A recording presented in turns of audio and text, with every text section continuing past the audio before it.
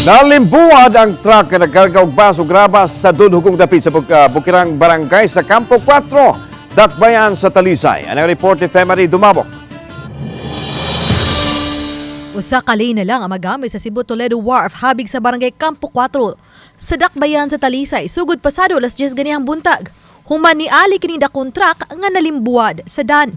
Mato di Joy Tumulak, hepe sa City Toda, nga gikan sa Toledo City ug padung unta sa Barangay Dumlog sa dakbayan sa Talisay ang truck nga kargado og bas ug graba.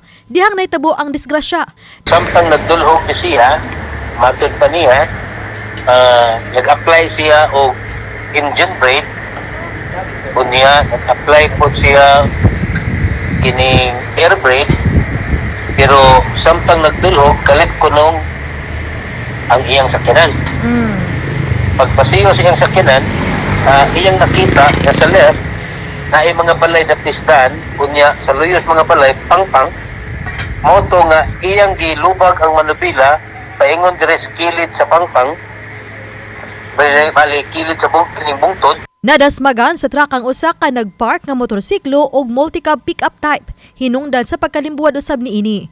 Maayo na lang nga way laing naangol gawas lang sa 32 anyos nga driver sa truck nga naka-angkon og mga minor injury. Ang maong disgrasya mo ikaduhang nahitabo sa Barangay Campo 4 ning Buwana. Human mahitabo ang unang disgrasya nitong Maayo 1. Hangtod ganihang alas 3 sa hapon, wa pagyahapon makuha ang nalimbuwad nga truck. Citation ticket ang giisyo. Kalabot sa reckless driving, batok sa driver. Oba ni Godfrey Relieno Grod Prado, Femari Dumabok. Balitang Bisdak.